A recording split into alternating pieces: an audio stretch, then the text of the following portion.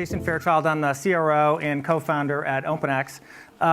We are, by the way, we're one of the largest programmatic ad exchanges on the planet.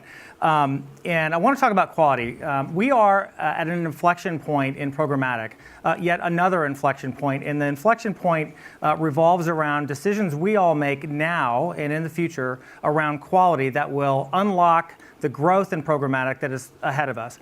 Programmatic is 40 billion or so, give or take, a year. It can get up to 300 billion, but it all depends on decisions we make and standards that evolve around quality. So we're going to talk a bit about that. So first, let me just set everyone on a reality point. We are in a moment of crisis in programmatic.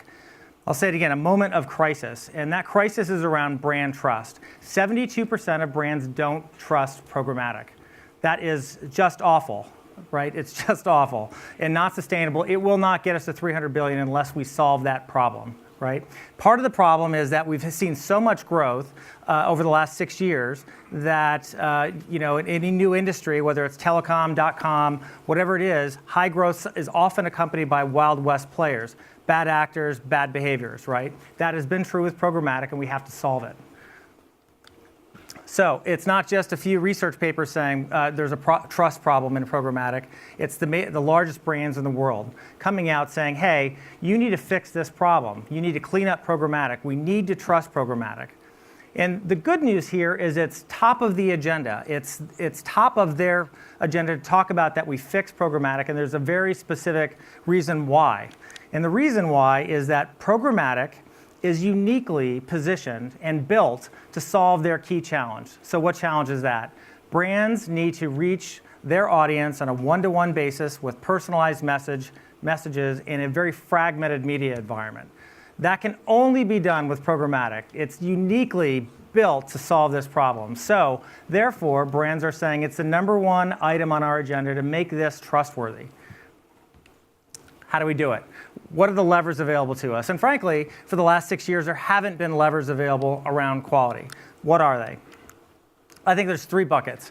One is vital. You have to work with trusted partners. And then you have to trust but verify. I'll give you an example. Some DSPs, demand-side platforms, buy inventory historically from up to 75 exchanges. I'm here to tell you there's not 75 exchanges out there that are quality. Most of them are swap meet type exchanges that are pop-up, small kind of no value add ARB shops, right? There's maybe 5, 10 if you include video, right? So that's an example of you got to choose your partners and work in a much more deep, comprehensive way with fewer partners versus just working with many. The second criteria is your partners have to be committed, absolutely committed, whether you're on the buy side or the sell side, to emerging industry standards around fraud. And the third thing is obviously we all have to have a keen interest in the user experience. Are users getting value? Are they, my kids, for example, don't like online advertising. They're 18 and 21 years old. And we've got to solve that problem. Otherwise, all of this is for naught. So let's get into a couple of examples of each.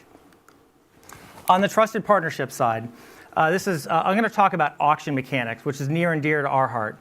The industry has been built on, so for the last 8 years, something called the second price auction. And by the way, that's modeled after paid search, which is about half of all digital advertising dollars, give or take, maybe 40% now. So how it works is this: if I'm an advertiser, I can bid $10 and as a first price, and believing and knowing that a second price auction will clear some percentage of that lower. So maybe a $10 bid turns into a clearing price of $2 or $3 in a second price auction, depending on what the second price is and depending on factors like auction depth, right? So this is how paid search was built. This is how programmatic was built. Now I mentioned this Wild West dynamic where there's 75 exchanges that DSPs bid into. Well, about a year ago, some of these exchanges started to cheat to drive a competitive advantage. What they did is they basically went to a first price auction without telling anyone. And that's a key point. They took a $10 bid, and you'll see on the y-axis is the paid to bid ratio, and on the x-axis is the bid rate. So at $12, at the top line there, you see people charging $12 for a $12 bid. That is unnatural. That is cheating.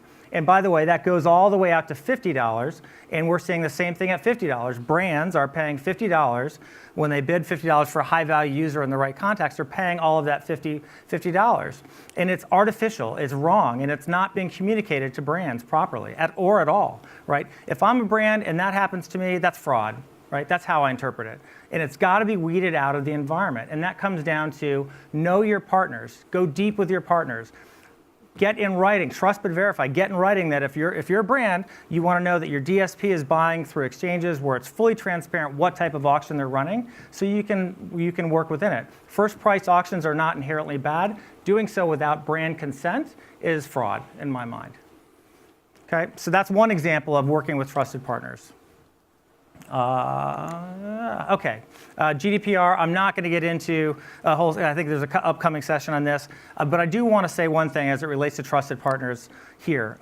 We bought a technology company a year or so ago that scans publisher sites to help them understand what's going on with pixel drops and all the chaos there. So this is a map, basically a pixel map that shows for an average news site, top 10 news site, there are 1,665 pixels dropped on one page view. That's huge, right? From 114 companies. So in the context of GDPR, the news site is liable for the data practices of 114 companies.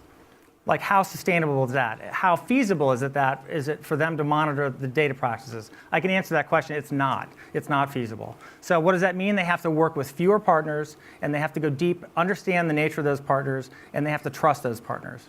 Right? So that's a key pillar of building quality in the system, is know your partners going forward. Second area of informing choice to drive quality in the ecosystem is working with partners that are committed, and not just PowerPoint commitment, not lip service, but actual financial commitments and technology commitments to fighting fraud. And that means adhering to emerging industry standards. So one example is domain spoofing. Right, it's been a big news topic over the last year or so, and basically what it is counterfeiting inventory. Bad actors, these Wild West, 75 flea market exchanges, will take an inventory from bad actors and merchandise it, and it's false. It might be labeled Tier 1 publisher inventory, but it's not, and it's terrible for the ecosystem. Obviously bad for buyers because they're buying fraudulent inventory. It's also bad for sellers because they don't get the money, and their inventory is diluted with basically crap that doesn't perform. So it impacts their wallet, and it impacts their relationship with brand advertisers. So what's the solution? The solution is only work with partners that adhere to the ADS-TXT standard. Everyone knows what this is, I hope. Basically, it's an end-to-end verification standard that at the point of sale, the buyer is validated as being authorized to sell that inventory. So it weeds out the counterfeit guys, and it has had a tremendous impact already on cleaning up the ecosystem. But it only works if you choose to partner with people who comply with that standard, who adhere to that standard. So that's another example. The next kind of standard that's emerging, and this is definitely in the US, I think they are also here and opening up an office in London, is TAG, Trust Accountability Group. And basically it's a standard around preventing ad fraud and driving piracy out of the system. And you can see Mark Pritchard is a big fan of it. And the reason he's a big fan of it is if you apply the TAG standard on the buy or sell side, TAG certified inventory reduces fraud by 83%. Simple thing you can do, drive out 83% of all fraud if you're a buyer or a seller from the ecosystem. This is an emerging third-party standard, so it's not about self-declaration. It's about a standard that we can all measure ourselves by. So the next kind of last criteria is putting the user first. So this is basically comes down to delivering a good user experience. An example of something that's very contrary to this is in-banner video. So stuffing a video ad into a banner is terrible user experience, and it's also bad for brands, right? They think they're buying video, they're paying for video, they're not getting it. It's bad for publishers because they're not getting any premium at all, and it's delivering a terrible user experience to the users. And this is 30% of all programmatic video. The answer is to not work with partners who engage in this type of activity. And it's having a zero tolerance approach. If your partner does this type of activity, they shouldn't be your partner anymore. So go deep with a few partners, understand their practices, and build deep partnerships. So, in summary, making quality a choice, there's a few things you can do. One, go deeper with fewer partners. Two, only work with people who have made real commitments to quality. And three is obviously protect the user experience. The last thing I'll say, just two quick things, is if there's two things that we can all take away from this brief talk and that can impact all of our businesses and the future of this ecosystem, here they are. One, actions you can take. Only work with tag certified inventory. Whether you're a seller or a buyer, comply with the standard. If you do that and you comply with take the second action, which is only work with ads.txt inventory, you'll get rid of 90% of all fraud and quality issues. And the reason that's important is in order for us to get to the next level on programmatic growth, get from 40 billion to 300, we need to have a quality system. We can't have any fraud. This gets rid of 90% of it in 1 or 2 quick steps. And that obviously serves our industry well. Thank you.